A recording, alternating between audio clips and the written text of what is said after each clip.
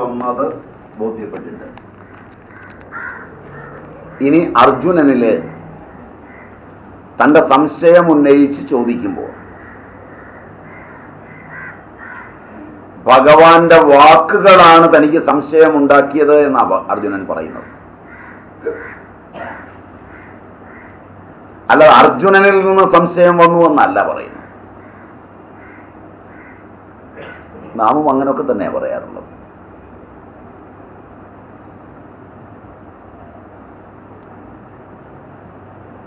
നിന്റെ വാക്ക് എന്നെ സംശയം ഉണ്ടാക്കി.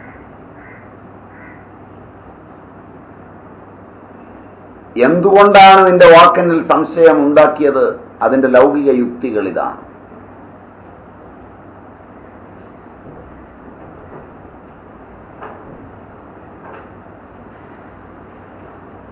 കാരണം എൻ്റെ ശരീരം, എൻ്റെ ഇന്ദ്രിയങ്ങൾ, ഇവയിലെല്ലാം ഭാഷ പ്രകടമാകുന്നുണ്ട്. പ്രിയവും പ്രകടമാകുന്നു. ഒരു കർമ്മം എന്റേതല്ലാതിരിക്കുകയും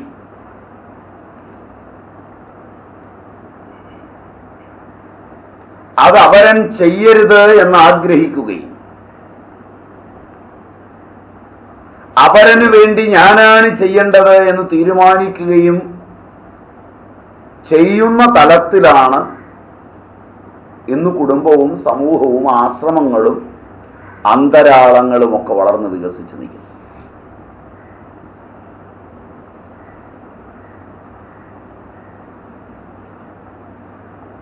വ്യക്തിബന്ധങ്ങൾക്ക് ഊടും പാവും നൽകാൻ അവരന്റെ കർമ്മം ഏത് സങ്കല്പനത്തിൽ നിന്ന് ഏത് തലത്തിൽ വികസിച്ച് ഏത് പ്രാരബ്ധങ്ങളാൽ ചുറ്റിപ്പിടിച്ച് ഏത് പുരുഷാർത്ഥം കൊണ്ട് അങ്കിതമായി വികസിച്ചു എന്ന് തിരിച്ചറിയാതെ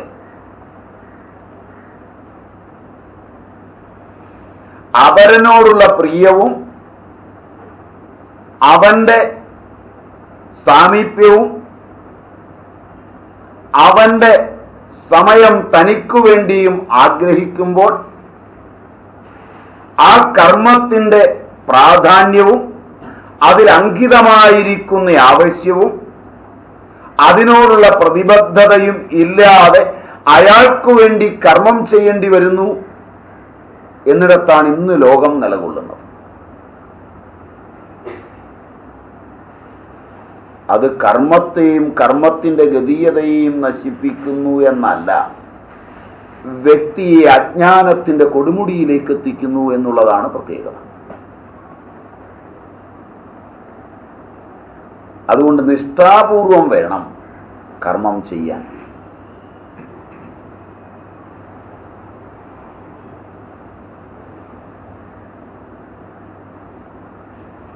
മനസ്സിലായില്ല എന്ന് തോന്നുന്നു. ഇരിപ്പ് കണ്ടിട്ട്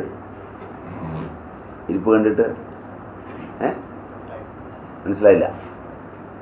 നിങ്ങളുടെ അച്ഛനോട് നിങ്ങൾക്ക് പ്രിയമുള്ളപ്പോൾ, അച്ഛന്റെ സാമീപ്യം നിങ്ങൾ കൊതിക്കുമ്പോൾ,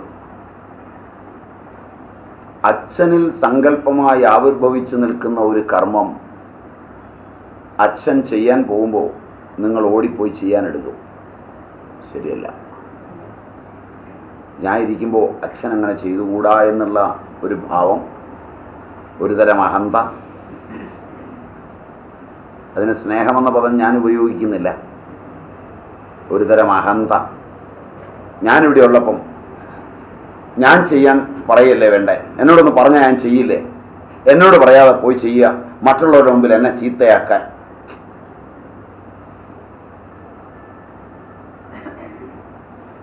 മോനെ, ആ കർമ്മം നിന്നിൽ ആവിർഭവിച്ചിട്ടില്ലാത്തത് കൊണ്ടാണ് എന്ന് അച്ഛൻ പറഞ്ഞാൽ മനസ്സിലാകില്ലാത്ത അജ്ഞാനം. അപ്പോൾ ആ കർമ്മം ഏറ്റെടുക്കാൻ ഓടിപ്പോയി എടുത്ത് അത് വികലമാവുകയേ ഉള്ളൂ. മനസ്സിലായില്ല? അത് വികലമായി കഴിഞ്ഞ് അതിലെ വസ്തുക്കളും നഷ്ടപ്പെട്ടു കഴിഞ്ഞ് അച്ഛന് കൂടുതൽ ക്ലേശമുണ്ടാക്കുകയും എപ്പോഴെങ്കിലും അച്ഛൻ്റെ ഭാവതലങ്ങളിലോ വാക്കുകളിലോ അതിൽ വന്ന നഷ്ടത്തെപ്പറ്റി പറഞ്ഞാൽ എന്നെ കുറ്റപ്പെടുത്തി, എന്നെ പ്രോത്സാഹിപ്പിച്ചില്ല എന്ന് തോന്നാൻ ഇടയാവുകയും ചെയ്യുന്നതാണ് നിങ്ങളുടെ എല്ലാ ബന്ധങ്ങളും ഇന്ന്.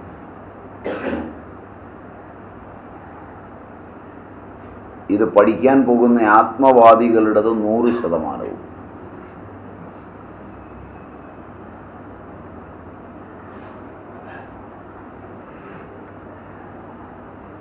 പൊരുത്തപ്പെടാൻ പറ്റുമോ? ശരിയുണ്ടോ ഞാൻ പറഞ്ഞത്? ശരിയുണ്ടെന്നേ ഉള്ളോ? ശരിയേ ഉള്ളൂ എന്നല്ലേ? നിങ്ങളിപ്പോ ഇവിടെ തന്നെ നിങ്ങൾ തമ്മിൽ പരിചയപ്പെട്ടു കഴിഞ്ഞാൽ, നിങ്ങൾ പരസ്പരം വർത്തമാനം പറഞ്ഞ് മറ്റേയാളിന്റെ ബഹുമാനത്തിലെത്തിയാൽ, അയാളൊരു ബാഗ് എടുത്താൽ നിങ്ങൾ ഉടനെ ആ ബാഗ് കയറി പിടിക്കും, ഞാൻ പിടിച്ചോളാം.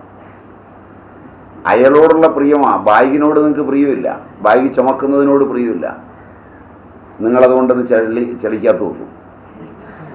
കാരണം നിങ്ങൾക്ക് ബാഗിനോട് പ്രിയമില്ല, അയാളോടേ പ്രിയമുള്ളൂ. മനസ്സിലായില്ല? പിന്നെ അയാൾ ഇതിന്റെ ഇരട്ടി വിഷമിച്ച് നനയ്ക്കണം. ശരിയല്ല? അല്ല, ഇവിടെ ഇപ്പം നിങ്ങൾ തമ്മിലൊക്കെ പരിചയപ്പെട്ട് കഴിഞ്ഞാൽ ബഹുമാനം കൂടും. എവിടെയാ വീട്? എന്താ? ഞാൻ അറിഞ്ഞില്ല, ഇത്രയും വലിയ ആളാണോ? ആ ഇറങ്ങാൻ നേരത്ത് പതുക്കെ കൂടെ കൂടും, ഞാൻ പിടിക്കാം. അയാൾ ശുദ്ധഹൃദയൻ, നിങ്ങൾ പിടിച്ചോട്ടെന്ന് വെച്ച് വായി തരും. നിങ്ങൾക്ക് അയാളോടേ പ്രിയമുള്ളൂ, അയാളുടെ ബാഗിനോടൊന്നും നിങ്ങൾക്ക് പ്രിയമില്ല. അയാൾ ചെരുപ്പിടാൻ തുടങ്ങുമ്പോൾ നിങ്ങൾ ചെരുപ്പെടുത്ത് കൊടുക്കും, വേറെ ഒരു തന്നെ എടുത്തു കൊടുത്തേ. പിന്നെ അയാൾ ഇതും കൊണ്ട് അവന്റെ വീട്ടിൽ പോകണം. This is not right. ശരിയല്ല? അയാളുടെയും കൂടി ആത്മജ്ഞാനം അഡ്ജസ്റ്റ്മെന്റിൽ കുതിർന്നില്ലാതാവും.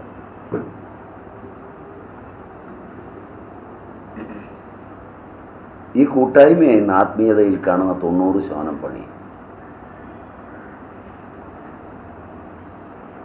ഇതൊക്കെ ശരിയാണോന്ന് ആലോചിച്ചിട്ട് ഉറച്ച് തീരുമാനിച്ചാണ്. മനുഷ്യൻ അവന്റെ കർമ്മബന്ധങ്ങളിലൂടെയാണ് പോകുന്നത്. അതിനാണിത് പഠിക്കാൻ പോകുന്നത്. പ്രാരബ്ധങ്ങളെ പ്രത്യേകം അറിയുക, പുരുഷാർത്ഥങ്ങളെ പ്രത്യേകം അറിയുക. പുരുഷാർത്ഥങ്ങൾ നമ്മുടെ നിയന്ത്രണത്തിലാക്കി കൊണ്ടുപോവുക, പ്രാരബ്ധം നമ്മുടെ നിയന്ത്രണത്തിലല്ല. ഓരോ കാമവും ഉൽപ്പന്നമാകുന്നതും, ഓരോ ഇന്ദ്രിയത്തിലേക്കും കാമം ആവാഹിച്ചു വരുന്നതും, ഓരോ കർമ്മമായി അത് വികസിക്കുന്നതും ശ്രദ്ധാലുവായ ഒരുവൻ നോക്കിയാൽ കാണാമെന്നുള്ളത് കൊണ്ട് അതിനെ നോക്കിക്കണ്ട് വേണ്ടതിനെ വേണ്ടതുപോലെ വേണ്ടയിടത്ത് വേണ്ടത്ര സമയമെടുത്ത് വേണ്ട രീതിയിൽ ചെയ്യുവാൻ പഠിച്ചാൽ ക്രിയായോഗമായി. അല്ലാതെ ഒരു പണിയും ആത്മജ്ഞാനത്തിലെത്തിക്കില്ല. ക്രിയായോഗമായതുകൊണ്ട് ഇതിന് കർമ്മയോഗമെന്ന് പേര്.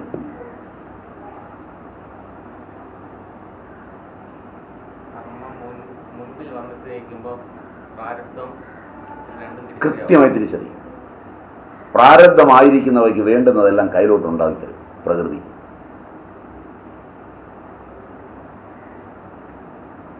കാരണം ഒരായുധത്തിനും അവൻ ഓടേണ്ടി വരില്ല.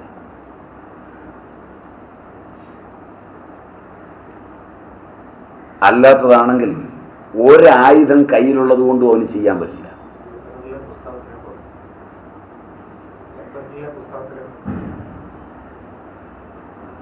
മനസ്സിലായില്ലേ? കാരണം കൂട്ടാൻ നല്ലപോലെ അറിയാമെന്ന് വിചാരിച്ച് പരീക്ഷ പാസ്സായി വന്നവനെ വിളിച്ച് വീട്ടുമുറ്റത്തിട്ട് കട്ടിൽ കൂട്ടി. മനസ്സിലായില്ലേ? തെങ്ങിന്റെ തണലിലിട്ട് കൂട്ടി കട്ടില്. മനസ്സിലായില്ലേ? തെങ്ങിന്റെ തണലിൽ കട്ടിൽ കൂട്ടി. അവസാനം കൂട്ടിയവനും മുതലാളിയും കൂടെ ആലോചിക്കുകയാണ്, ഇത് തെങ്ങിന്റെ മോളിൽ കൂടെ എടുത്തോണ്ട് വരുന്നത് എങ്ങനെ, അഴിക്കാനും അല്ല ആലോചിക്കുന്നത്. കണ്ടിട്ടില്ല? വളരെ ഒരു ഇതിഹാസമായി മാറും. അവസാനം ഇതിനെപ്പറ്റി ഒരു യാത്ര അമേരിക്കയിലേക്ക് പോയി തെങ്ങിന്റെ മുകളിലൂടെ കട്ടിലെടുക്കുന്നത് എങ്ങനെയാണെന്ന് അതിനൊരു ചെലവഴിക്കുന്നതിനെപ്പറ്റി MD ചിന്തിക്കും.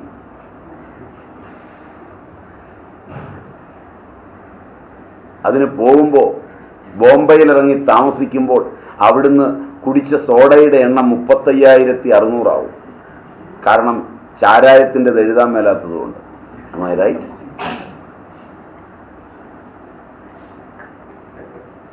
കാരണം സോഡ അനുവദിച്ചിട്ടുണ്ട്, ചാരായ അനുവദിച്ചിട്ടില്ല.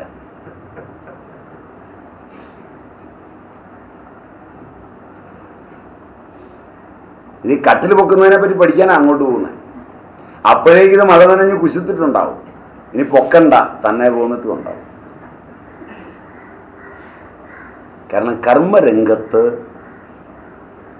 പ്രാരബ്ധം പ്രവർത്തിക്കുന്നിടത്ത് ഇത് സംഭവിക്കില്ല. പുരുഷാർത്ഥം പ്രവർത്തിക്കുന്നിടത്ത് സംഭവിക്കാതിരിക്കണമെങ്കിൽ അതിനുള്ള അറിവുണ്ടാവണം, അതിനുള്ള ക്രിയായോഗമുണ്ടാവണം. അതില്ലാതെ വരുന്ന വാസനകൾക്കെല്ലാം അനുസരിച്ച് കർമ്മത്തെ ചെയ്യാം എന്നൊരുവൻ വിചാരിക്കുന്നു എങ്കിൽ ആ കർമ്മം അവനെ കുളത്തിലാക്കുകയുള്ളൂ. അതുകൊണ്ട് ഗീത പ്രാരബ്ധമാണ് കർമ്മമെങ്കിൽ അതിന്റെ ഗതീയത അദൃഷ്ടനിശ്ചയമാണെന്നും ദൃഷ്ടനിശ്ചയമായ പുരുഷാർത്ഥത്തിൽ അത് ചെയ്യുന്നതിന് സഹായകങ്ങളായ കാരണം, കർത്താവ്,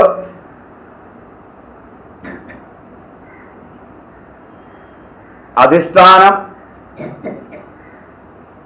അദൃഷ്ടം ഇവയെക്കുറിച്ചെല്ലാം അറിഞ്ഞിരിക്കണം. പഞ്ചൈതാനി മഹാബാഹു കാരണാനി നിബോധമേ സാഖ്യേ കൃതാന്തേ പ്രോക്താനി സിദ്ധേ സർവകർമ്മണ.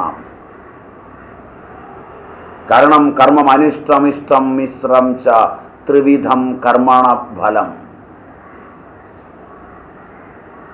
അതാ ഞാൻ മുമ്പ് പറഞ്ഞത്. വ്യക്തിയോടുള്ള ഇഷ്ടം, കർമ്മത്തോടുള്ള അനിഷ്ടം. വ്യക്തിയോടുള്ള ഇഷ്ടം, കർമ്മത്തോടുള്ള ഭാഗികമായ ഇഷ്ടവും അനിഷ്ടവും.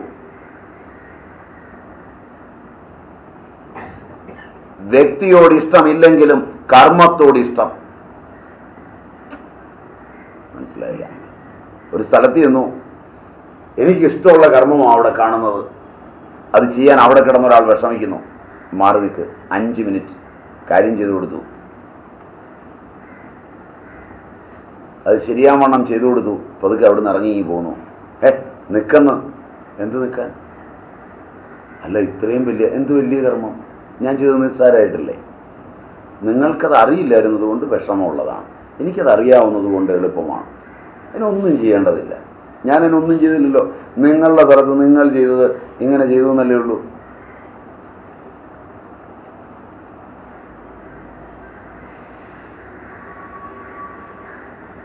അതിനതിന്റെ ഫലത്തിൽ സംതൃപ്തനാണ്. മനസ്സിലായില്ല? അതിന്റെ ഫലമാണ് അവന് സംതൃപ്തി ഉണ്ടാക്കുന്നത്, വേറെ ഒന്നും അവന് വേണ്ട.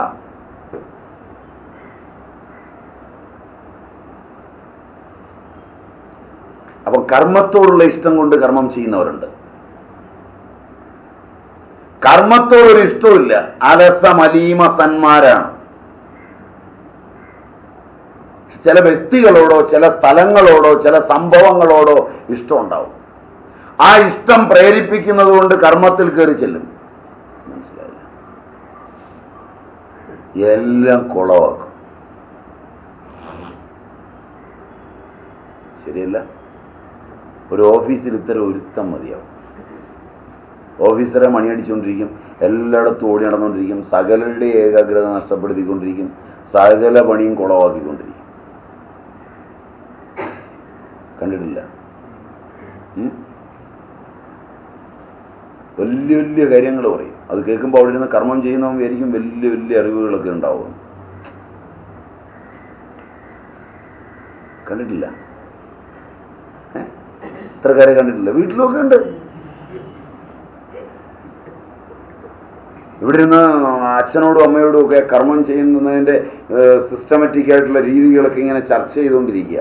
അപ്പുറത്ത് മറ്റവൻ മുട്ടടക്കം പണിതുകൊണ്ടിരിക്കുകയാണ്. അവനൊരു ദേഷ്യമില്ല, അവൻ ഇങ്ങോട്ട് വരാതിരുന്നാൽ മതി എന്നുള്ള ചിന്തയുള്ളൂ. അടുക്കൊക്കെ പറഞ്ഞോട്ടെ, ഇങ്ങോട്ട് വന്നാൽ ഇത് കുളമാവും. ഇപ്പൊ ഈ അടുക്ക് പറഞ്ഞുള്ള കുളമല്ലേ ഉള്ളത്, അവിടെ ഇരുന്നോട്ടെ. ശരിയല്ല. പൊതുവെ നാട്ടുകാർ വരെ വേദാന്തികൾ എന്നാണ് വിളിക്കുക. കേട്ടിട്ടില്ല? ഇത് ഹിന്ദി പദം മാറി വന്നതാണ്. വേദാന്തമല്ലത്, വേദാന്തം.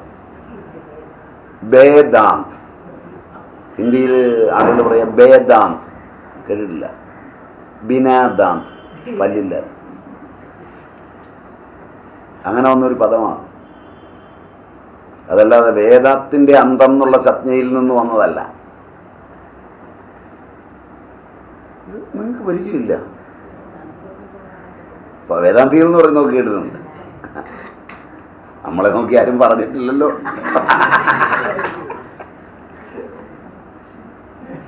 അതിന്റെ കാരണം ഇതാണ്. കർമ്മരംഗത്ത് ഒരു ക്രിയായോഗമുണ്ട്. അത് പഠിക്കുന്നതിന് പഞ്ചൈതാനി മഹാബാഹു കാരണാനി നിബോധമേ.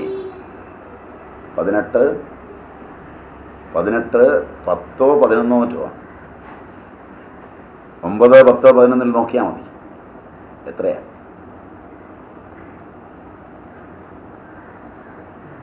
സാഖ്യേ കൃതാന്തേ പ്രോക്താനി സിദ്ധയെ സർവകർമ്മണാം. 18-ാം അധ്യായത്തില് 10, 11 ഒക്കെ നോക്കിയാൽ മതി. 13. 13. അത് കഴിഞ്ഞ് 14 നോക്കിയാൽ അതിന്റെ ഉത്തരവും കിട്ടും. അധിഷ്ഠാനം തഥാകർത്ത കരണം ച പൃഥക്വിധം വിവിധാശ്ച പൃഥക് ചേഷ്ട ദൈവം ചൈവാത്ര പഞ്ചമം. ഈ കർമ്മഫലം തരുന്ന അധിഷ്ഠാനം, കർത്താവ്, കരണം, ചേഷ്ട, ദൈവം, ഇങ്ങനെ 5 എണ്ണമുണ്ട്. ഈ 5 എണ്ണമാ ഫലത്തെ തരുന്നത്. ഈ 5 എണ്ണം അനുകൂലമാകുന്നത് ഇഷ്ടഫലം, 5 എണ്ണം പ്രതികൂലമാകുന്നത് അനിഷ്ടഫലം, കുറെ അനുകൂലവും കുറെ പ്രതികൂലവുമാകുന്നത് മിശ്രഫലം. ഇങ്ങനെ എല്ലാ കർമ്മവും. കർമ്മം നേരത്തെ സങ്കല്പിക്കുന്ന പ്രയോജനത്തെ അല്ലെങ്കിൽ ഫലത്തെ തരുന്നത്. കർമ്മം തന്നിൽ നിന്ന് ഒഴിഞ്ഞു പോയതിന്റെ ആനന്ദത്തെ തരുന്നത്. ഇങ്ങനെ രണ്ടുണ്ട്. അതാ പ്രധാനം. ചില ആളുകൾക്ക് വലിയ നഷ്ടം വരുമ്പോഴും ആശ്വാസം വരുന്നവരുണ്ട്. നിങ്ങൾ പരിചയപ്പെട്ടിട്ടുണ്ടോ എന്നറിയില്ല. അതൊരു വിധം ഒന്ന് തീർന്നല്ലോ, ബാക്കിയുള്ളവർ വന്നിരുന്ന് നഷ്ടമായിരുന്നു എന്നൊക്കെ പറയുമ്പോൾ ചിലരോട് അവർ അത് കണക്കൊക്കെ ഉദ്ധരിച്ച് ലാഭമാണെന്ന് പറഞ്ഞ് അവനെ പറ്റിക്കും. ചിലരോട് അത് നഷ്ടമായിരുന്നു എന്ന് പറഞ്ഞ് ധരിപ്പിക്കും. ചിലരോട് നഷ്ടമായാലെന്ത് ലാഭമായാലെന്ത്, ആ വയ്യാവയിൽ തലേന്ന് പോയി കിട്ടിയല്ലോ. കേട്ടിട്ടില്ല? ഇങ്ങനെ കേട്ടിട്ടില്ല? ആരാ ഇതിന്റെ നഷ്ടവും ലാഭവും കണക്കെടുക്കുന്നത്? നിങ്ങൾ കാണുന്നവരല്ലാതെ. നഷ്ടമായാലും കൊള്ളാം, ലാഭമായാലും കൊള്ളാം, എന്റെ മനസ്സ് ആ ഒരു കർമ്മരംഗത്ത് നിന്ന് മോചനമായി. Now I am free. കേട്ടിട്ടില്ല? ഇങ്ങനൊന്നും നിങ്ങൾ പഠിച്ചിട്ടില്ല, ഇങ്ങനൊന്നും നിങ്ങൾക്ക് തോന്നിയിട്ടുമില്ല. അപ്പൊ ചില ആളുകളൊന്ന് കരയാനൊക്കെ തുടങ്ങും. അവരെ കരയിപ്പിക്കാതിരിക്കാനാണ് ഇവൻ നേരത്തെ തന്നെ കരഞ്ഞു കാണിക്കും. വലിയ നഷ്ടമൊക്കെ ആയിപ്പോയി. കാരണം ഇവനൊരു പരാജയം വന്നതിലുള്ളൊരു സന്തോഷമായിട്ടാണ് അവർ വന്നിരിക്കുന്നത്. അപ്പൊ അതങ്ങ് സമ്മതിച്ചു കൊടുത്താൽ അവർ സന്തുഷ്ടരായി അങ്ങ് പൊക്കോളും.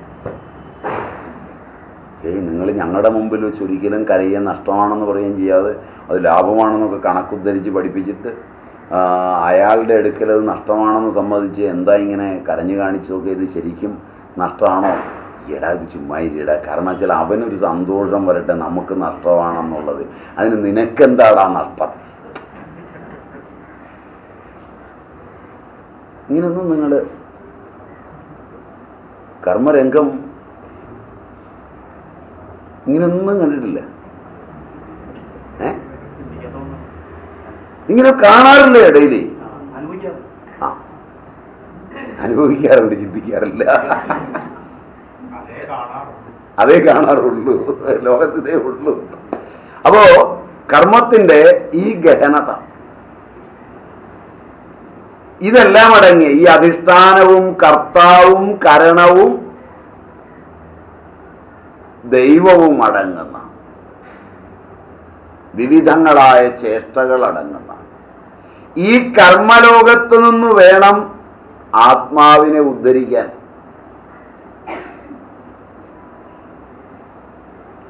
പുരുഷാർത്ഥങ്ങളായുണ്ടാകുന്ന സങ്കല്പനങ്ങളിലൂടെ രൂപാന്തരപ്പെടുന്ന കർമ്മബന്ധങ്ങളിൽ നിന്നു വേണം മോചിപ്പിക്കാൻ. പ്രാരബ്ധത്തിന് ശരീരത്തെ വിട്ടുകൊടുത്താൽ മതി. അത് പുതുതൊന്നും ഇനി പുരുഷാർത്ഥമായി ഉണ്ടാക്കാതിരിക്കാൻ നോക്കിയാൽ മതി. പുരുഷാർത്ഥങ്ങളായുണ്ടാകുന്നവയിൽ കർമ്മകലാപങ്ങൾ അനുസ്യൂതമായി വരുമ്പോൾ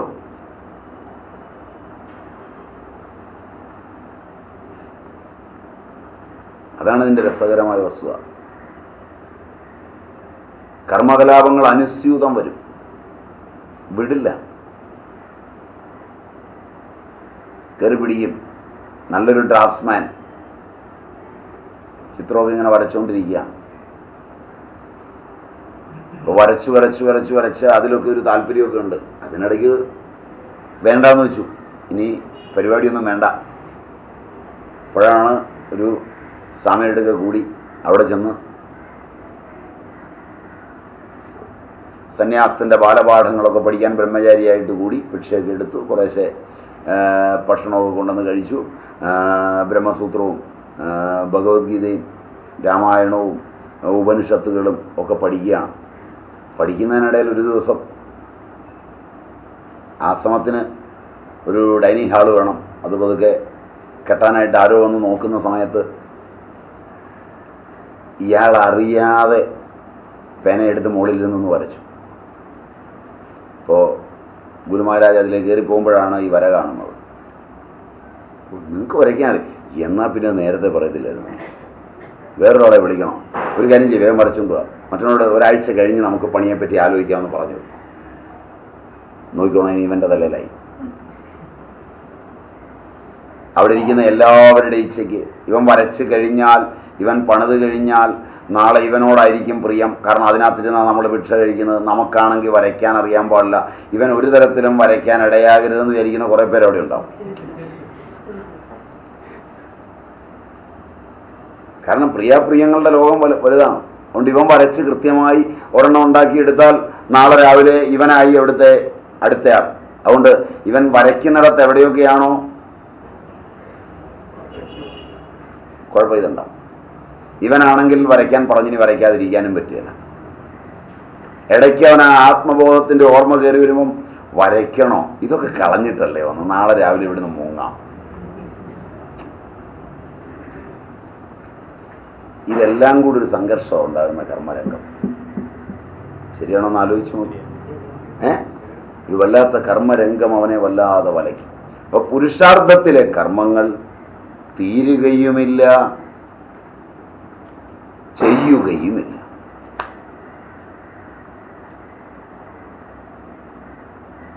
ഇതാണ് മാനവനെ ഒട്ടിപ്പിടിപ്പിക്കുന്ന സാധനം. ഇത് എങ്ങനെയാണ് കണ്ടെത്തുക? കർമ്മത്തിന്റെ ഈ ഗഹനതയെ ഹിംസാത്മകമായ വൃത്തിഭാവങ്ങളിലേക്ക് പോകാതെ അഹിംസയുടെയും അസ്തേയത്തിന്റെയും ബ്രഹ്മചര്യത്തിന്റെയും അപരിഗ്രഹത്തിന്റെയും ഉത്തമ സങ്കേതങ്ങളിലൂടെ കൊണ്ടുപോയി മാത്രമേ ആത്മജ്ഞാനത്തിലെത്തൂ. അതിൻ്റെ നിഷ്ഠകൾ നിതരാം സ്ഥിതി ചെയ്യാവുന്നത് സങ്കല്പിക്കുമ്പോഴും ചെയ്യുമ്പോഴും ചെയ്തു കഴിഞ്ഞും താൻ എവിടെ നിൽക്കുന്നു അവിടെ നിൽക്കാവുന്നത് നിഷ്ഠ. നിതരാം സ്ഥിതി സ്ഥിതി. നിഷ്ഠ നിതരാം സ്ഥിതി, നിരന്തര സ്ഥിതി.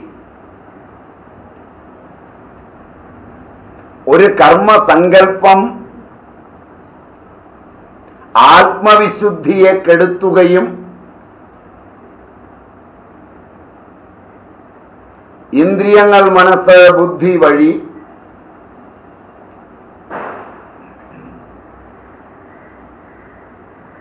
അത് ചാഞ്ചല്യമുണ്ടാക്കുകയും കമ്പനമുണ്ടാക്കുകയും വിചാലനമുണ്ടാക്കുകയും സ്വരൂപാദവസാദനം സംഭവിപ്പിക്കുകയും ചെയ്യുന്നു എങ്കിൽ അത് നിഷ്ഠയല്ല. ഇതാണ് സാധകൻ ആദ്യം അറിയേണ്ടത്.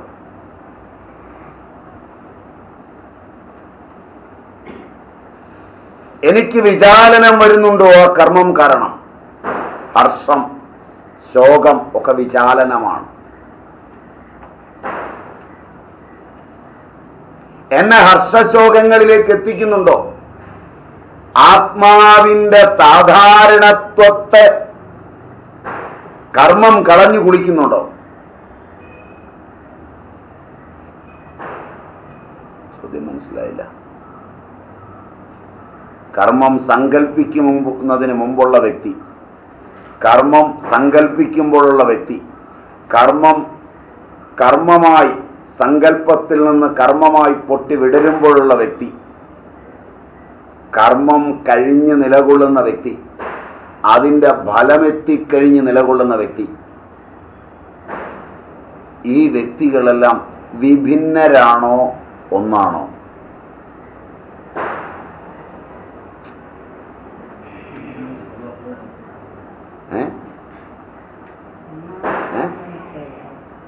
ഞാനിതിൻ്റെ ഉത്തരം ചോദിച്ചതല്ല, ഇതൊന്നാണോ പലതാണോ എന്ന് മാത്രമാണ് ചോദിച്ചത്. ഇതൊന്നാണോ പലതാണോ എന്ന് മാത്രമാണ് ചോദിച്ചത്.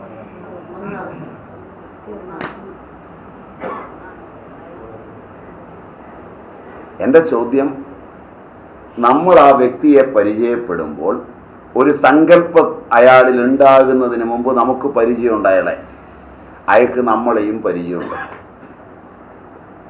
ഇപ്പൊ അയാളിൽ ഒരു സങ്കല്പം കയറിക്കൂടി, നമ്മളും അയാളും തമ്മിലുള്ള ബന്ധത്തിനും പരിചയത്തിനും മുമ്പിലത്തതിൽ നിന്ന് മാറ്റം വന്നുവോ?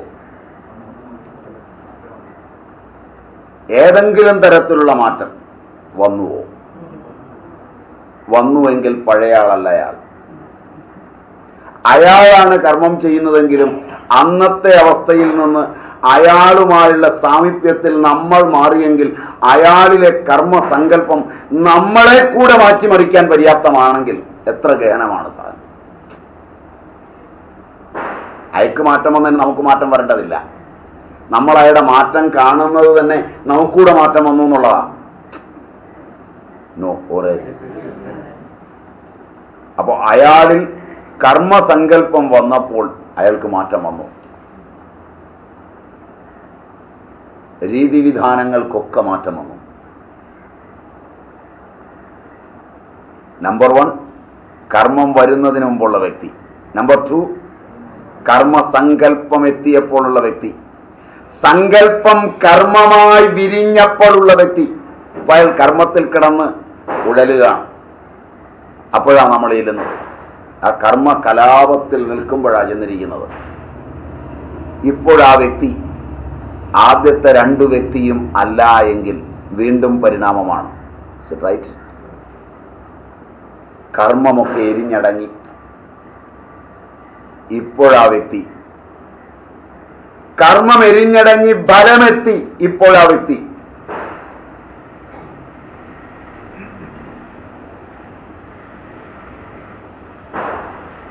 ഇതൊന്നും അറിയാതെ വ്യക്തിബന്ധങ്ങൾ ഉണ്ടാക്കുന്ന മാനവർ ശ്രദ്ധിക്കണം. കർമ്മത്തിന്റെ ഓരോ തലങ്ങളും വ്യക്തിയുടെ കോശങ്ങളിൽ, കോശാന്തരങ്ങളിൽ, ഭാവങ്ങളിൽ, ഭാവതലങ്ങളിൽ ഒക്കെ പരിണാമമുണ്ടാക്കുമോ? ഈ കർമ്മത്തിന്റെ ഓരോ ഘട്ടങ്ങളിലും അയാൾ കുടുംബജീവിതം നയിക്കുന്നവനാണെങ്കിൽ അയാളുടെ ബീജത്തിൽ, ബീജ അംശത്തിൽ, ബീജഭാഗത്തിൽ, ബീജഭാഗ അവയവത്തിൽ പരിണാമമുണ്ടാകുമോ?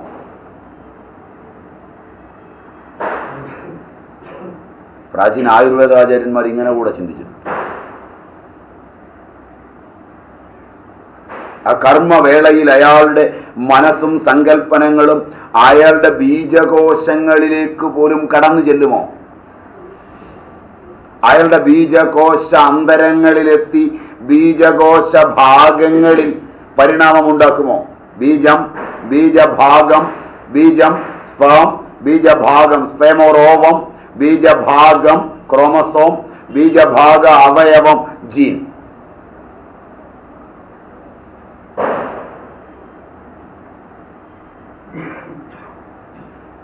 ആത്മജ്ഞാനത്തെ പറ്റി പറയുമ്പോൾ സ്ഥിതമായി നിൽക്കുന്ന പരിണാമമില്ലാത്ത അവന്റെ സന്തതിയും ആത്മജ്ഞാനിയായിരിക്കും.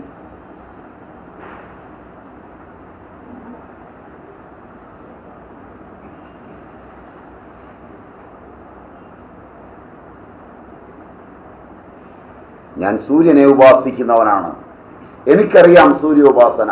സൂര്യനെ ഉപാസിക്കുന്നവന്റെ സന്തതി പരമ്പരയിൽ എങ്ങും ആത്മജ്ഞാനമില്ലാത്തവൻ ജനിക്കില്ല. ചാന്തോക്യം.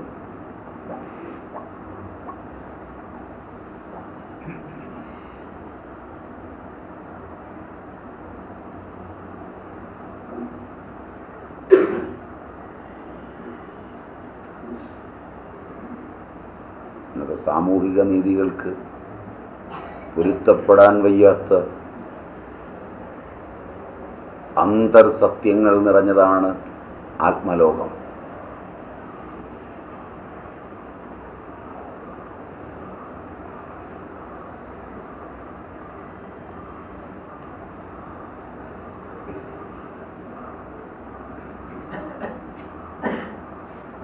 അതിന്റെ ക്രമിക വികാസം, അതിന്റെ ക്രിയായോഗം, അത് നിഷ്പന്നമാക്കുന്ന അറിവ്, അത് തരുന്ന സ്വാനുഭൂതി,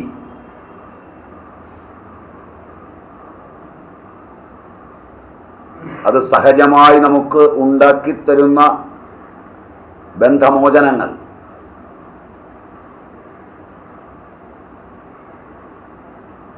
അത് രൂപപ്പെടുത്തുന്ന നിഷ്കളങ്കതയും അസ്തേയവും അഹിംസയും അപരിഗ്രഹവും ബ്രഹ്മചര്യവും എല്ലാം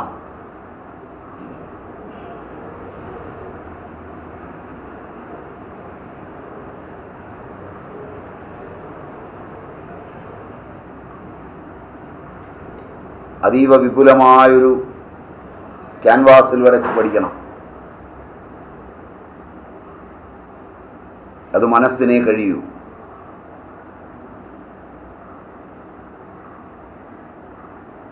അതുകൊണ്ട് യുദ്ധത്തെയും കർമ്മത്തെയും ഒക്കെ എടുത്ത് പഠിക്കുമ്പോൾ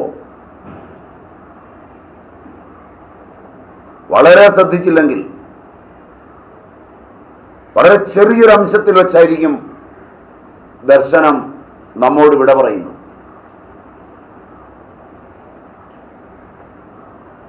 പ്രിയത്തിന്റെ പുതിയൊരു ദർശനം ആ ഭാഗത്തുണ്ടാകുന്നത്.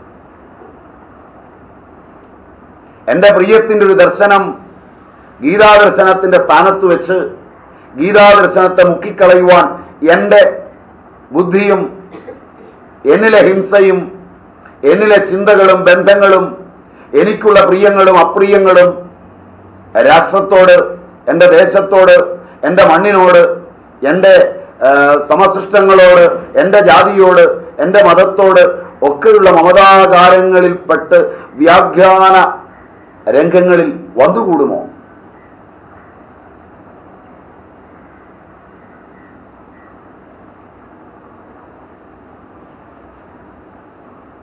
ഇതിലെ പാണ്ഡവപക്ഷവും കൗരവപക്ഷവും ഒക്കെയായി ഞാനും എൻ്റെ എതിരാളികളും മാറി നിന്നിട്ട് അതിനെ സാധൂകരിക്കാനുള്ള വ്യാഖ്യാന കൗശലങ്ങൾ എൻ്റെ അന്തസ്ഥ തലങ്ങളിൽ നിന്ന് രൂപാന്തരപ്പെടുമോ? ഇത് പഠിക്കുമ്പോൾ വലിയ പ്രശ്നങ്ങളാണ്. കാരണം ഇത് രൂപപ്പെടുന്നത് അതൊന്നും ഇല്ലാത്തൊരു ലോകത്ത് നിന്നാണ്.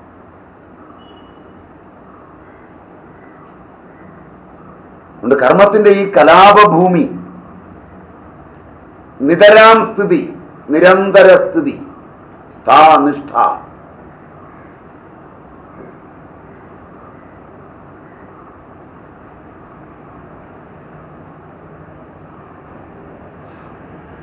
ഒരു മാറ്റവുമില്ലാത്ത,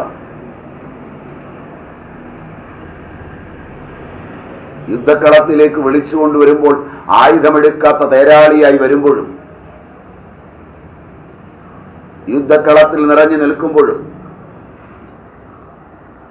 ആ യുദ്ധക്കളത്തിൽ ഇരുപുറവുമുള്ളവർ വീഴുമ്പോഴും, അർജുനൻ തന്റെ പുത്രൻ വധിക്കുമ്പോൾ ശപഥം ചെയ്ത് നിലകൊള്ളുമ്പോഴും പുഞ്ചിരി തൂകി നിലകൊള്ളുന്ന ആ പത്മനാഭൻ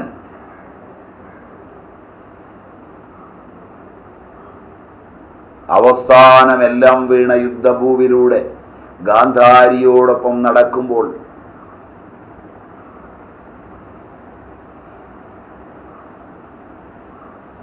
ആ ശരീരം, സകലിത ശരീരം കണ്ട് ഗാന്ധാരി ഞെട്ടിത്തരിച്ച് നല്ല മരതക കല്ലിനോടൊത്തൊരു കല്യാണരൂപൻ കുമാരൻ മനോഹരൻ ചൊല്ലിടും അർജുനൻ തന്റെ തിരുമകൻ വല്ലവി വല്ലഭ, നിന്റെ മരുമകൻ കൊല്ലാതെ കൊള്ളഞ്ഞത് എന്തവൻ തന്നെ നീ കൊല്ലിക്കയത്രേ നിനക്കുരസമഴു. ഇത്ര കുടിലത്തമുണ്ടായി ഒരുത്തനെ പൃഥ്വിയിൽ ഇങ്ങനെ കണ്ടീല കേശവ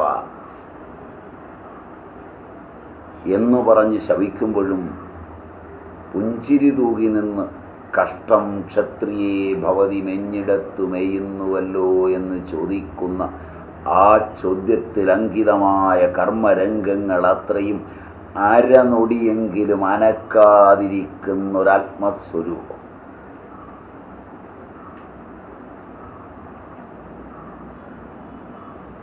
അവിടെ നിന്നായി വാക്ക് വരുന്നത് ദ്വിവിധാ നിഷ്ഠ. നിഷ്ഠകൾ രണ്ട് തരത്തിലുണ്ട്.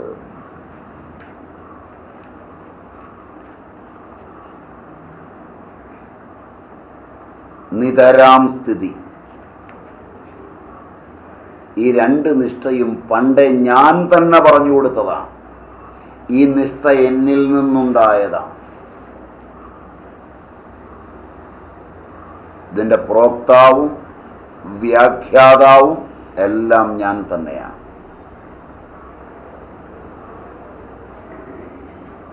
ഇത് കണ്ടുപിടിച്ചത് ഞാനാണ്.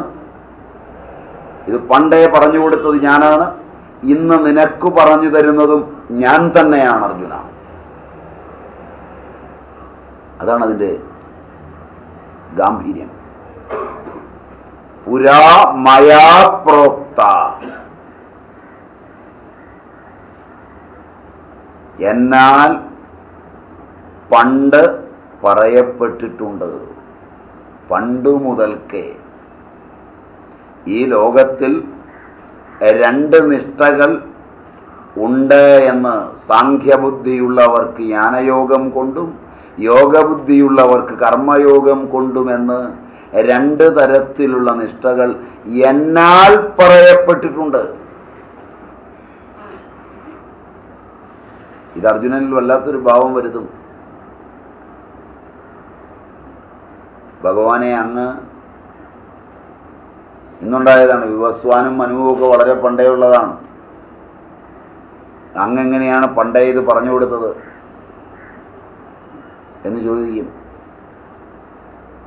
ബഹൂനി മേ വ്യതീതാനി ജന്മാനി തപചർജുന താന്യഹം വേത്ത സർവാണി നത്വം വേത്ത പരന്തപ. താന്യഹം വേദ സർവാണി നത്വം വേത്ത പരന്തപ. അർജുന, എനിക്കും നിനക്കും അനേക ജന്മങ്ങളുണ്ടായിട്ടുണ്ട്. അവയെല്ലാം എനിക്കറിയാം, നിനക്കറിയില്ല. അറിവിൻ്റെ ഈ ഒരു സമഷ്ടിപൂർവകമായ നില, അതിനെ അവലംബിച്ച് അർജുനനോട് പറയുമ്പോൾ അനിഷ്ട നിതരാം സ്ഥിതി. ഇപ്പൊ കർമ്മത്തില് ഏതൊരുവൻ നിതരാം സ്ഥിതി ചെയ്യണമോ അതിന് കർമ്മത്തെ നിയന്ത്രിച്ച് ചെയ്യണം.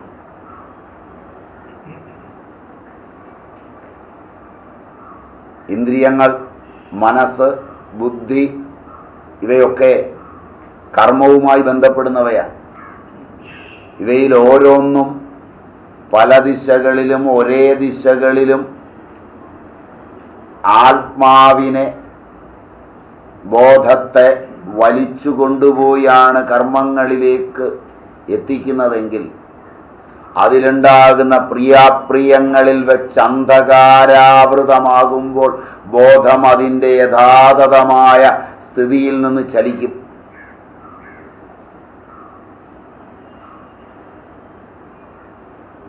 അപ്പോ സ്വരൂപാദവസാദനമുണ്ടാവും, വികമ്പനമുണ്ടാവും, വിചാലനമുണ്ടാവും, സഞ്ചാലനമുണ്ടാവും.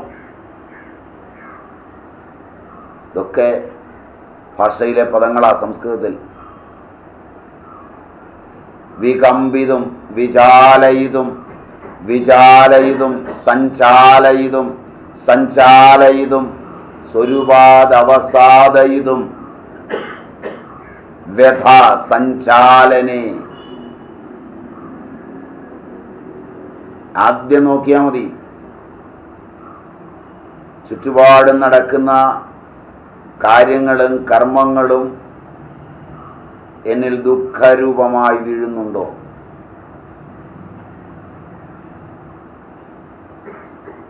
അതൊക്കെ ഒരു സമഷ്ടിബോധത്തിന്റെ പരിഗണനയിലാണ്. അത് നടക്കേണ്ടതു തന്നെയാണ്, അവശ്യം നടക്കേണ്ടതാണ് നടക്കുന്നത്. അതിൽ എനിക്കൊരു കർമ്മമുണ്ടെന്ന് തോന്നുന്നു.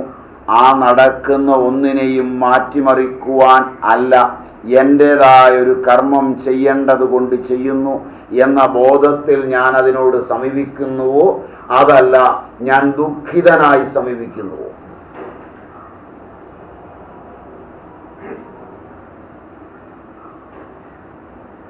ചോദ്യം മനസ്സിലായില്ല. അറിവുള്ളവർ ചുറ്റും കാണുന്ന ദുഃഖങ്ങളാൽ ദുഃഖിതരായിട്ട് അത് മാറ്റാൻ സമീപിക്കുന്നുവോ? മനസ്സിലായില്ല. അറിവുള്ളവരാകൊണ്ട് അവശ്യംഭവിയായ സമഷ്ടിയുടെ സങ്കല്പനമാണതെന്നെണ്ണി സന്തുഷ്ടരായി സമീപിക്കുന്നുവോ?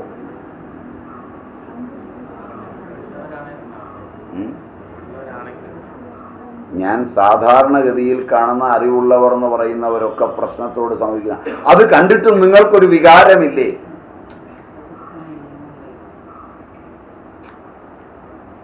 ഇങ്ങനെയൊക്കെ കണ്ടിട്ടും നിങ്ങൾ പ്രതികരിക്കാതിരിക്കുകയാണോ? അത് മനസ്സിലായില്ല. ഇതൊക്കെയല്ലേ നിങ്ങളുടെ അറിവ്. അങ്ങനെ പ്രതികരിച്ച് ദുഃഖിതരായി നിങ്ങൾ സമീപിക്കുമ്പോൾ ദുഃഖം നിങ്ങളുടെ ആത്മജ്ഞാനത്തെ കെടുത്തുകയും വ്യഥ സഞ്ചാലനമായിരിക്കുകയും നിങ്ങളുടെ ദൃഷ്ടികോണങ്ങൾ പാർശ്വികമായിരിക്കുകയും അത് തെറ്റായിരിക്കുകയും ചെയ്തുകൊണ്ട് കാട്ടിക്കൂട്ടുന്ന കർമ്മകലാപങ്ങൾ അത്രയും നിങ്ങളെയും സമഷ്ടിയെയും അതിനേക്കാൾ ദുഃഖസ്ഥിതിയിലേക്കല്ലേ കൊണ്ടുപോകൂ?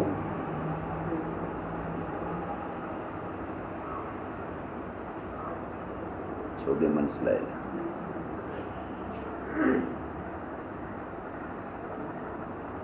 ഒരുവന്റെ ദുഃഖം കണ്ട് നിങ്ങൾ ദുഃഖിച്ചാൽ ദുഃഖം കൊണ്ട് അങ്കിതമായ നിങ്ങളുടെ മനസ്സിന് അവനെ സഹായിക്കാവുന്ന കേവലമായ നാളെ ഉപദ്രവമുണ്ടാകാത്ത എന്തെങ്കിലും ഒരു തഥ്യ കണ്ടുപിടിക്കുവാൻ മനസ്സിന് പറ്റുമോ? നിങ്ങൾ കണ്ടുപിടിക്കുന്നത് അത്രയും നിങ്ങളെയും അവനെയും ചുറ്റുപാടുകളെയും കൂടി അതിനേക്കാൾ നാളെ ദുഃഖത്തിലെത്തിക്കാവുന്നതല്ലേ ഉണ്ടാവൂ?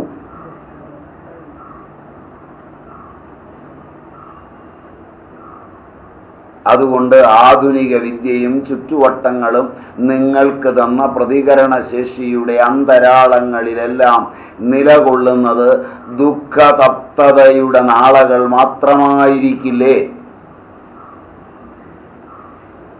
അതിൽ നിന്നുകൊണ്ട്, ആ അറിവിൽ നിന്നുകൊണ്ട് യുദ്ധത്തെ യുദ്ധം കൊണ്ട് നേരിടാനുള്ള വൈകാരികമായൊരു തഥ്യയിലേക്ക് നിങ്ങൾ ഉയർന്നാൽ അത് യുദ്ധത്തിന്റെ മാതാവായിത്തീരുകയും അനേക യുദ്ധങ്ങളെ പ്രസവിക്കുകയും ചെയ്യില്ലേ? അതെങ്ങനെയാണ് നിങ്ങളെ നിതരാം സ്ഥിതിയിലേക്ക് എത്തിക്കുക?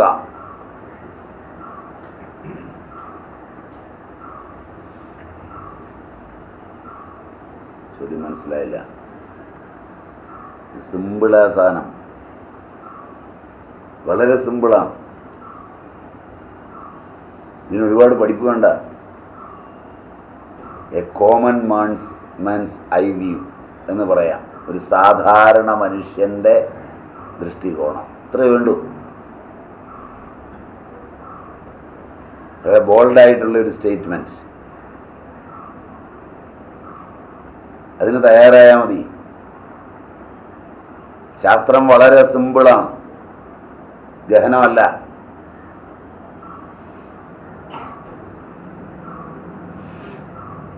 വളരെ പെട്ടെന്ന് മനസ്സിലാകുന്ന.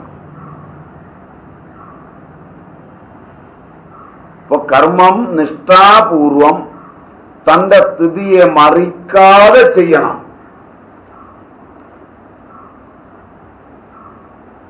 അതേത് കർമ്മമാണ്? അവിടെ അർജുനനും കുടുംബവും മാത്രമല്ല, കൗരവരും പാണ്ഡവരും മാത്രമല്ല, അതില് ഭാരതം എന്ന പേരുള്ള ആ സാമ്രാജ്യവും അതിന്റെ പരമ്പരയും മാത്രമല്ല, അതിലടങ്ങിയ ജനങ്ങളെ മാത്രം നോക്കിയാൽ പോരാ.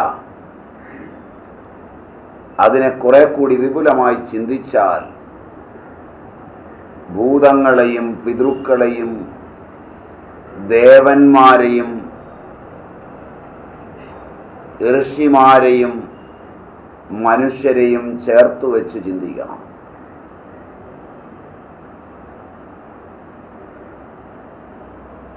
ഈ ഭൂമിയെ ചിന്തിക്കാൻ തുടങ്ങുമ്പോൾ സ്മാർത്ഥമായി ചിന്തിക്കുന്നുവെങ്കിൽ ഈ അഞ്ചും ചിന്തിക്കണം. ശ്രൗതമായി ചിന്തിക്കുന്നുവെങ്കിൽ പിതാക്കന്മാരെ, പിതൃക്കളെയും ദേവന്മാരെയും ഋഷിമാരെയും കുറിച്ച് ചിന്തിക്കണം. ഇത് മൂന്ന് പരമ്പരയാൽ അധിഷ്ഠിതമാണ്. ഒന്ന് ദേവപരമ്പര, രണ്ട് ആർഷ പരമ്പര, മൂന്ന് പിതൃപരമ്പര.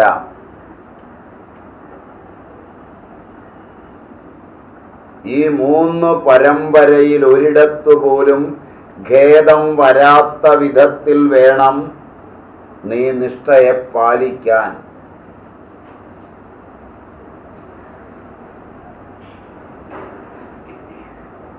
പരമ്പര മനസ്സിലായി? ഇങ്ങനെ ഗീതയിൽ പറഞ്ഞിട്ടില്ലല്ലോ സ്വാമി, പിന്നെന്തിനാ നിങ്ങൾ വളച്ചു കൊണ്ടുപോയി വേറെ വല്ല പുസ്തകത്തിലും ഉണ്ടെങ്കിൽ അത് ഇവിടെ കയറ്റി വ്യാഖ്യാനിക്കുന്നത്? പറഞ്ഞിട്ടുണ്ട്. ഇതേ 3-ാം അധ്യായത്തിൽ ദേവാൻ ഭാവയതേന തേ ദേവാ ഭാവയന്തുവ പരസ്പരം ഭാവയന്ത ശ്രേയപരമവാപ്സ്യഥ. അത് തുടങ്ങുന്നത് 9-ാം ശ്ലോകത്തിലാണ്. അല്ല, 9-ാം ശ്ലോകത്തിലാണ് അത് തുടങ്ങുന്നത്.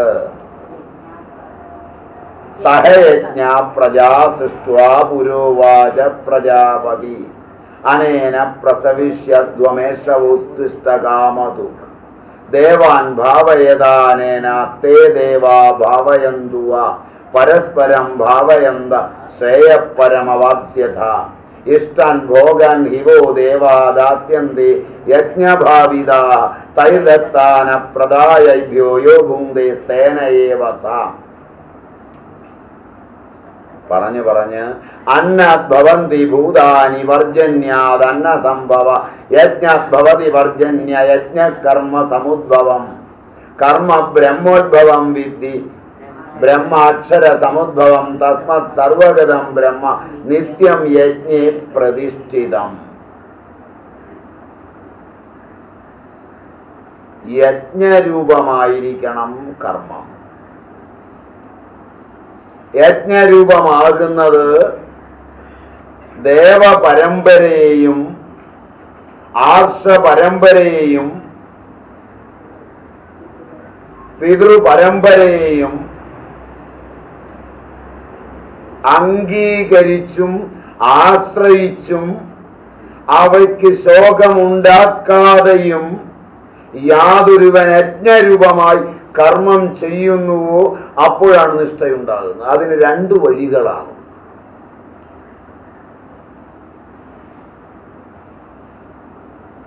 ഋണബദ്ധമായ ഈ ലോകത്ത് കർമ്മങ്ങൾ ഋണരൂപങ്ങളാണ്.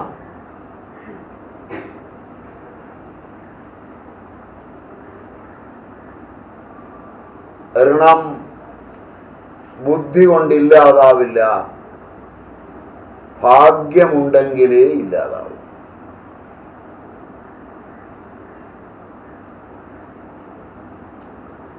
ബുദ്ധിയൊക്കെ നല്ല വഴിക്കായി സ്ഥലത്തുള്ള നല്ലൊരു അക്കൗണ്ടന്റിനെ കണ്ട്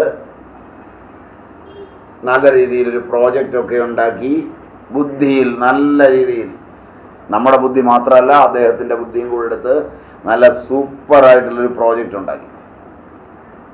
ബാങ്ക് മാനേജരും വന്ന് കൂടെ ഇരുന്നു. ഇതിങ്ങനെയൊക്കെ ഉണ്ടാക്കിയാൽ ഇന്ന പ്രയോജനമൊക്കെ കിട്ടും. ഗംഭീരമായിട്ടുണ്ടാക്കി, സമർപ്പിച്ചു, കടമെടുത്തു. ഋണം സമഷ്ടി തലത്തിൽ നിന്ന് എടുക്കുകയാണ്. അതിനകത്ത് ഇട്ടിരിക്കുന്നത് പലരുടെ പണമാണ്, പല തലത്തിലുള്ളതാണ്. അതിൽ നിന്നാണ് കടമായിട്ട് എടുക്കുന്നത്. 1 കോടി രൂപ കടമെടുത്ത് പരിപാടി തുടങ്ങി. പൊളിഞ്ഞു കുത്തുവാള എടുത്തു. അപ്പോൾ പോയി ഒരാളെ കണ്ടു. 1 ടൈം സെറ്റിൽമെന്റിന് ശ്രമിച്ചു. സെറ്റിൽമെന്റിന് ശ്രമിക്കുമ്പോൾ പലിശയൊന്നും കൊടുക്കണ്ട. അവസാനം പറഞ്ഞു ഇത് എങ്ങനെയെങ്കിലും കിട്ടിയാൽ മതി എന്ന് ബാങ്കിനും ഉണ്ട്.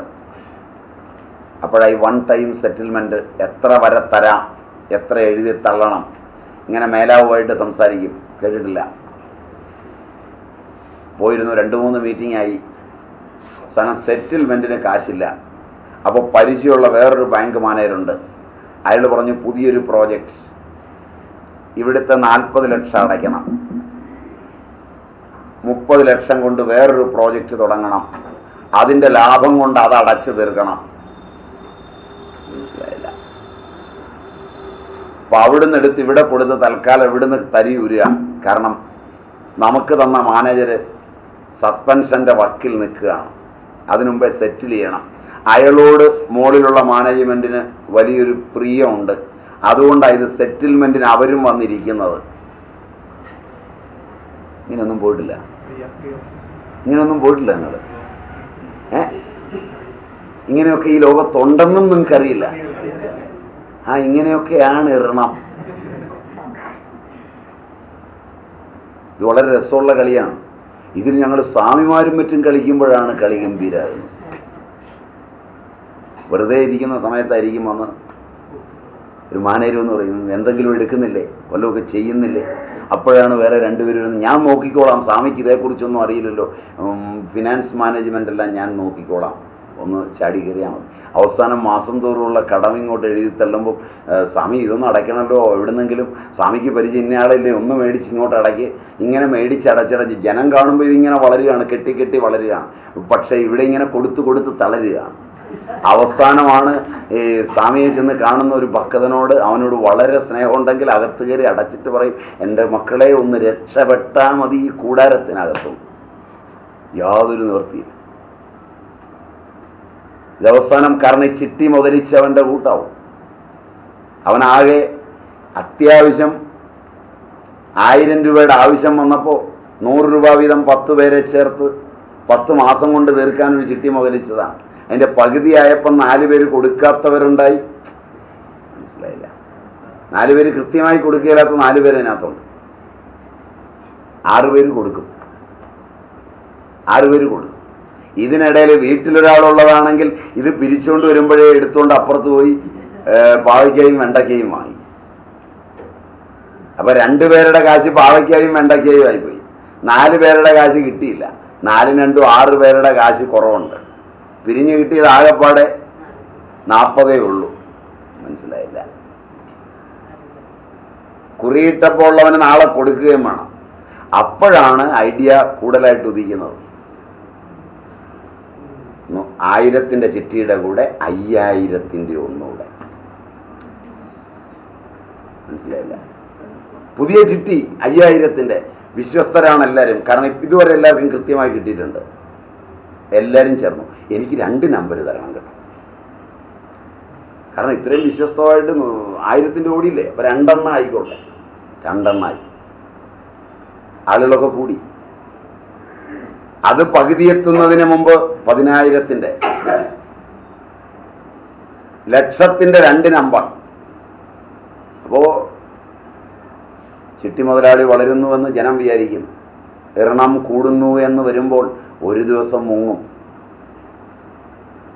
മനോരമ നടത്തിയാലും ഇല്ല, നിവർത്തിയില്ല. ഇത് കൊടുക്കുന്നവനൊക്കെ കൃത്യം കൊടുക്കണം. മനസ്സിലായില്ല? ഞാൻ നടത്തിയാലും നിങ്ങൾ നടത്തിയാലും ഇത് ലോകത്ത് നീതി ഇതേ ഉള്ളൂ. പക്ഷെ ജനം കാണുന്നത് എന്താണ്? വളർച്ച. ആന്തരികമായോ തളർച്ച. അകത്തൊരു ഭാഷയും പുറത്ത് വേറൊരു ഭാഷയും വരുന്ന വികാസ പരിണാമത്തെയാണ് ഭൗതികമായി വളർച്ചയെന്ന് വ്യാഖ്യാനിച്ച് ജനങ്ങൾ അഗ്നിയിൽ ഈയാമ്പാറ്റയെ പോലെ ചെന്ന് വീഴുക. മനസ്സിലായില്ല? ഋണത്തിന് ഇങ്ങനൊരു പോക്കുണ്ട്. ഋണമോചനത്തിനൊരു ശാസ്ത്രമുണ്ട്. ഋണങ്ങൾ ആന്തരികങ്ങളാണ്. എവിടെ നിന്നാണ് വെള്ളവും വായുവും ആഹാരവും എല്ലാം ലഭിച്ചത്? ഇതവിടെ പറയും. അന്നാദ്ഭവന്തി ഭൂതാനി അന്നമോ പർജന്യാത് സംഭവഃ. പർജന്യനോ യജ്ഞകർമ്മ സമുദ്ഭവം.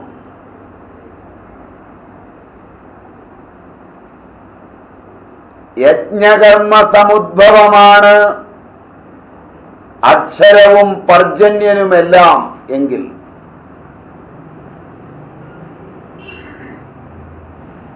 യജ്ഞരൂപമായ കർമ്മത്തിൽ എങ്ങനെയാണ് നിഷ്ഠ പുലർത്തേണ്ടത്? എങ്ങനെ നിഷ്ഠ പുലർത്തിയാൽ ഭാഗ്യവും ഈശ്വരനുമെല്ലാം കൂടെയുണ്ടാവും?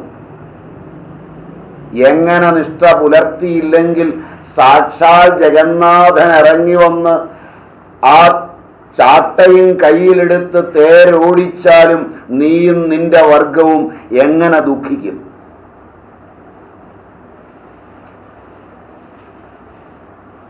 വ്യാസചിന്തയുടെ അങ്ങേ തലയാണ്. അർജുന, നിന്റെയും നിന്റെ സഹോദരന്മാരുടെയും കർമ്മരംഗങ്ങളിലേക്ക് തേരോടിക്കുവാൻ സാക്ഷാൽ ജഗന്നാഥൻ ചാട്ടയുമെടുത്തു വന്നിട്ടും അവസാനം ഈ ഗതി നിനക്കും കൂട്ടർക്കും വന്നു ഭവിച്ചുവല്ലോ എന്ന് കൈരണ്ടും ഉയർത്തിപ്പിടിച്ച് വിലപിക്കുന്നൊരു വ്യാസനിലേക്ക് ഉയർന്നു പൊന്തുമ്പോൾ യജ്ഞരൂപമായ കർമ്മത്തിൻ്റെയും നിഷ്ഠയുടെയും നിശ്ചിത വീര്യങ്ങളിലൂടെ പാണ്ഡവ മനസ്സുകൾ കടന്നുപോയത് എങ്ങനെയെന്ന് പഠിക്കേണ്ടത് അനിവാര്യമാണ്.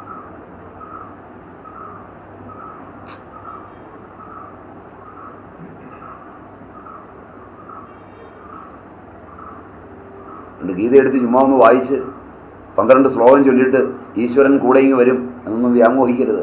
കർമ്മം ശുദ്ധമാവണം. കർമ്മം നിഷ്ഠാപൂർവകമായിരിക്കണം. കർമ്മത്തിൽ ഒരുപാട് സന്ധികൾ ശ്രദ്ധിക്കാനുണ്ട്. അതെല്ലാം ശ്രദ്ധിക്കണം.